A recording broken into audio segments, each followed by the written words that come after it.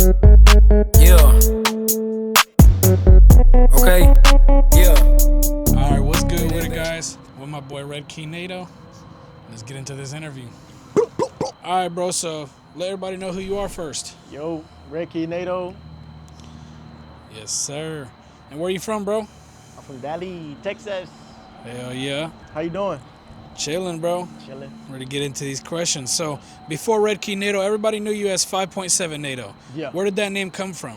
Well, I had a 5.7 Charger, gray, smoke show gray, but it was Okay. What happened to the original 5.7? unfortunately it got stolen. Armed robbery happened in Dallas. Damn. Do you ever miss the 5.7? Every day.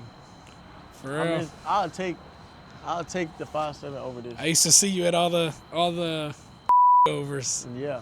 just for documentary purposes, though. I don't remember, but I think I remember something back in the day. It was fun. What was your first car? My first car and my name was a Dodge Dart. Hey, you stuck with the Dodge, though. Bro, that bitch used to piss me off, bro. It used to shut off in the middle of the road. Nah. Bro, the key used to get locked inside and everything. What? Bro, yeah, bro. All right, well, let's get into how it all started. How did you first get into cars, bro? Sheesh. I started, at first I was doing music and stuff, and I was always around like the music videos, and there was cars and stuff and all that, and I wanted to find a way to, you know, do something chill. So I had got a 5.7, traded my Dart in for the 5.7. Hell yeah. Yeah. And where'd you trade that? I traded in at Toyota. Really? Yeah. Hell yeah. And did you have to pay like extra?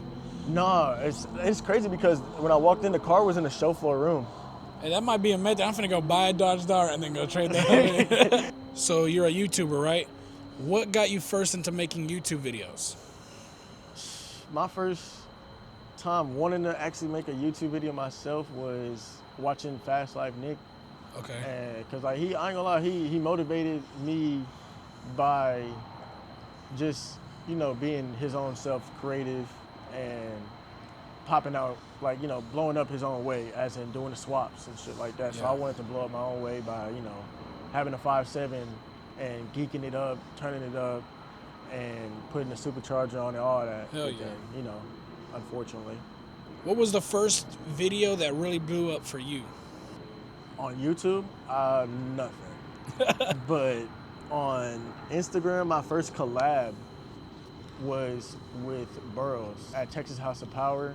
And that was when I didn't even know how to slide yet, but my car was built to slide. So I thought of, like, you know, a marketing strategy to put, you know, myself out there without me knowing the skill way. So, you know, I reached out to Burroughs and I asked her, you know, show the performance of my car without me, you know, being in it. And she collabed the video with me. First video hit about, like, you know, 300K, and that's about it. Did you ever think this would become a career? Yes, that was the goal from the start. I told my girl, once I get into it, this is something that, you know, we're not gonna just do this for a hobby, because, you know, most of the people, they do takeovers, they do legal pitch, and they go home. Yeah. Me, I want to actually, like, you know, revenue off of it. Yeah. And, you know, I'm not really in it for the fame. I'm really in it for the money, honestly. Yeah. What were some mistakes that you made early on? I stopped being inside, like, my own vision. Like, I felt I was getting up to a point where, like, you know, I can go anywhere for free. And I got too big-headed. And I lost my vision, I lost my peace, I lost everything. So I started going in the wrong direction, hanging with the wrong crowds, thinking that there was the right way to go. And then, shit, I got told, shit, my car getting stolen is what told me to slow down. All right, bro, well, shit, let's get into the DFW takeover scene. Let's do it. So you've been around the DFW scene for a long time. How has it changed? Man, when I first bought my Charger, that's when, like, you know, I started going and seeing the takeovers that's going on in Fort Worth, and it was popping. But, you know, the police, you know, people, you know, So it's slowed down because, you know, the task force popping up, seizing cars, and, you know, that's where I come in play. And I started seeing that, and I reached out to a certain person that was, you know, hosting the takeovers, and I was like, you know, let's turn this into real money. Yeah. And that, you know, we got the crowd, we got the money, we're just not using it the right way, and we're not, you know, we got to market right, and shit. What's the biggest misconception people have about takeovers? Misconception, I would say, damn, I ain't gonna lie to you, bro. That's not even like all the things I hear about takeovers is true. Yeah. So it's like, it's bound to happen. Like what? Like, as in you crash, as in Dangerous. you go to jail, dangerous, all that. But like, that's if it happens. That's the adrenaline rush that most people would rather do than go to a legal pit.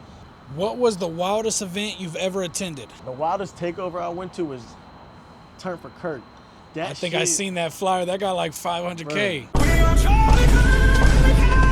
It's like, it was like I no disrespect, a week after he passed away, somebody came up with a marketing plan to you know, turn up the streets for Kirk. So it went according as planned on the video. Who was the host of that one?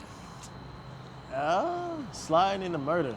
Hey. But, you know, we've heard that name a few deleted times. and stuff like that. So he tried to change it up, and, you know, it went from Slidn in the murder, Slidn USA, to In Slidn We Trust now, and that's fully legal. Hell yeah. What was the moment you realized the scene needed to change? When my phone was getting blown up asking me if I'm pulling up to the takeover. And then next thing you know, they're in jail. The same person who asked. Yeah, literally. And then when I got so deep into the actual car industry, like when it comes down to legal pits and actually car meets, there was a change that was needed, and it's still needed. Okay, so do you think social media could be a big change to the takeover scene, to maybe shifting it to the legal scene? Yes, that's exactly what I'm trying to push out right now. Is, you know, I'm a slider, so it comes more different, as in I'm a slider becoming a host. Now the sliders, you know, I used to be right with them, so now I understand how they feel. Yeah. And so pushing it through social media is the best way, because that's where we're all on. And, you know, me as a marketer, it's easy. What advantages do legal events have over street events? The advantage is that you can legally post it, you can legally make money off of it and do your taxes off of it. You can legally grow off of it the right way to push you into different doors, as in sponsorships, drag racing events, real burnout events, all that. Just because you go to a legal event, you show that you can do the same thing you do in the streets, you do in front of 1,000 people. Yeah. What about for attendees? As in specs? Yeah. Specs is specs, bro. You as a host doing events already, that's just how it goes, man. You just have to have that foot to, you know, stop when it needs to be stopped. Yeah. Because, you know, specs gonna get in the pit. They're gonna treat a legal pit like a takeover. Yeah. It's just, you know, security, all that. That's what come and play with the So specs. there's some cons to it, but it's safer for the specs. Oh yes. Stuff like that. that. Yeah, legal events is way safer for the specs. Because Yeah. imagine somebody, you know, like B-Chat, come around the corner at a takeover and somebody trying to cross the street to see him slide for the other angle. He ain't see him and they ain't see him. It's raps. How hard is it to organize a legal event? But I lost sleep over that shit. Right now, for right now, since this is my third legal event that I'm doing on my own, I'd say it's easier, but it's more of like, it comes with it. Like, it's not hard. If it's not hard, then it's not for you. What does the future of legal car events in Texas look like to you? To me, one legal pit a month, and the streets will be clean. And it all depends on the city. It all depends on the local police. It all depends on everything. And it's just and honestly, it depends on who's hosting the event as well, because it all goes back on, you know, recent things that happened in the past of me, you know, trying to host a legal event, and it all turned out to be tax invasion or fraud or stuff like that, because people want to be greedy. What would you tell someone who still thinks street takeovers are the only way? Tell them to open their eyes. Really, I just be. There's not much you could say. There's more of like you can show them, because a lot of people they look at me and they just see why. They ask why, or how. And it's just like I got 2,000 followers, but everybody knows it's more than 2,000 followers on my page. So it's like, just imagine if I was doing a takeover, people would be doing takeovers. It's more of like an influence. Like it's just based on who's influencing them. If I influence them to do the right thing by showing them, then boom. How did you first connect with Slidn? All right, so this is when I first started YouTube. I saw the first takeover, not the first one, but like one of the recent viral takeovers. And I was like, all right, I bet. I'm finna do a YouTube video over that shit. Then the first time I came, I didn't know how to slide still. But I went there, my car was tuned, loud, so I went up there just to make noise. And then I built the crowd. The crowd was coming and doing all that over, just revving and shit. So after that, I started, getting collabs with the page and all that and stuff like that. So I reached out to talk about legal events, to push that, be like, yo, you can make some money over this shit. Let's do it. Let's do it the right way. I still ain't even meet the nigga. I still don't know what the fuck he looks like. But I just know that he's a good marketer throughout the page. And good businessman. I'd rather work with an incognito nigga than a nigga that got it and still don't know how to work it. So what made you want to work with Slidn? So what made me work with Slidn is the crowd that he brings and the influence that he brings. And shit, even just one post off the page, if he says, follow RedKey Nado or you're not getting into close friends, I can get 50 followers in 2 minutes. So it's really just the influence. He has a lot of influence of legal, anything. Well, that's only 2 options, but you know. Slidn built a huge community before the page got taken down. What was your reaction when that happened? Boy, I thought he went to jail. Bro, I was like, damn, bro, that page, like, it was like mid-peak, like peak time. Nah, for I seen. Like, it was going dumb, bro. But the only thing we can do is keep going. Where can people find Slidn now? In Slidn We Trust, Street Society, and RedKey Nado page. What do you think makes the Slidn community different from others? So, what makes Slidn different than any other like host or any other like car industry person is that everybody that's inside of like the crowd, they know each other. We respect each other. If they do like a private event, somebody crash, Slidn's gonna make sure that the car or they handle that. They don't no beefing inside the circle and stuff like that. We've been on straight money shit. So not really everybody can do that. So that's the difference. What projects are y'all working on right now together? We I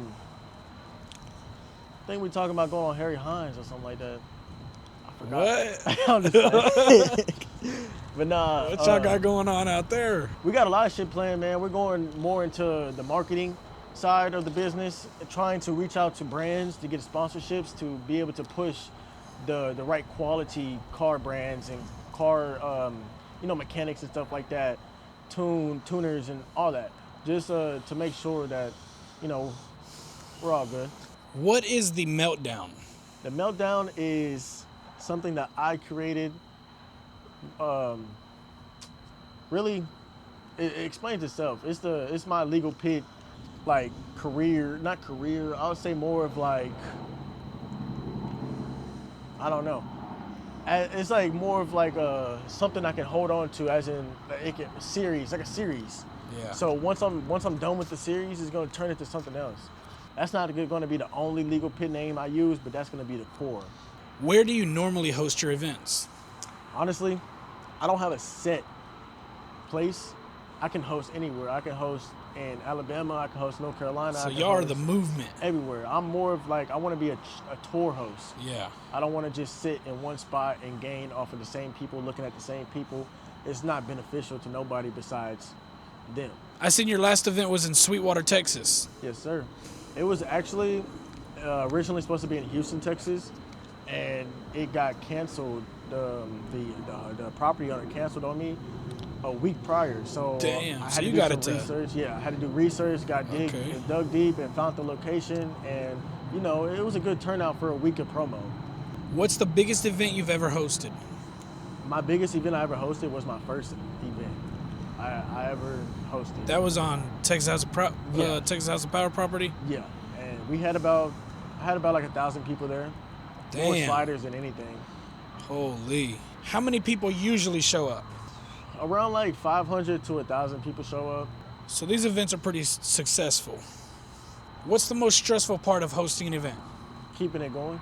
Literally. As soon as, like, you know. The state, yeah, police, anything, all that get involved. Anything. A driver driving wild or a spec fighting another spec, all that. You gotta, you know, to keep the hardest thing is to keep it going and to keep your name alive.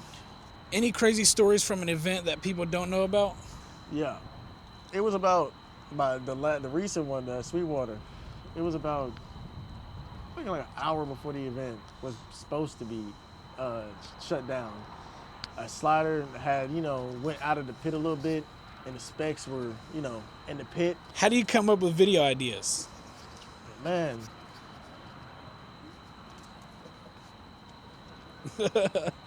Right now, okay.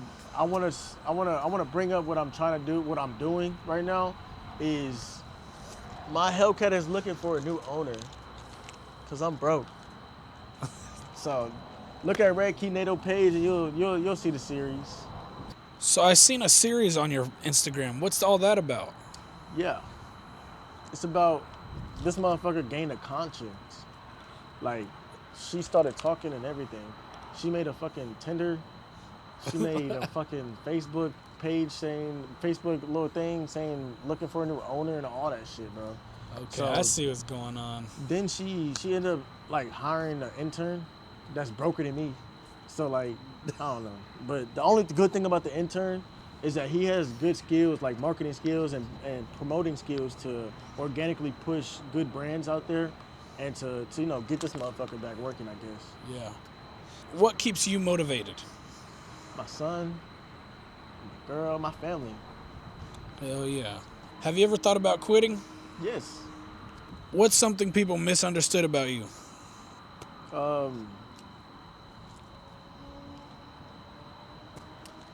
Everything. What's one thing you change about the car scene? Grimy ass niggas, bro. What's your ultimate goal? Is to have a property, a sponsored property that can host a legal pit, that can do wraps, tents, body work, tuning. This is more of like, you see how Summit equipment looks? That's the size I want. Yeah. I want an indoor pit, outdoor pit. So, you know, money's coming any direction inside the car scene. Let's get into some rapid fire questions. So with these questions, you just... Bro, what the fuck? You just answer quickly. I'm just going to say two things and you just pick. Let's do it. Hellcat or Trackhawk? Hellcat. Best car for under 10K? A Dodge Dart. Favorite burnout car? Hellcat. Favorite event you've attended? Meltdown. Favorite YouTuber? RedKey Nado. Dream car? Hellcat. No. CTSV. Most overrated car? Hellcat. Hellcat. Most underrated car? 5.7 Charger. One word to describe the Texas car scene? Bullshit. Nigga. 5 years from now, what do you want people to think when they hear the name RedKey Nado? More of a CEO. More of like, you know, he did it. Because there's a lot of people that's doubting, a lot of people that's been doubting. And I always prove them wrong, but it's like, it's more of like, you know, I'm not gonna hear it like when they think about it 5 years from now, but I know that thought is gonna be like, damn, I should have locked in. Yeah. That's it. No, for real. Well, shit. I appreciate you coming out, bro. Let's get some shots of this car, bro.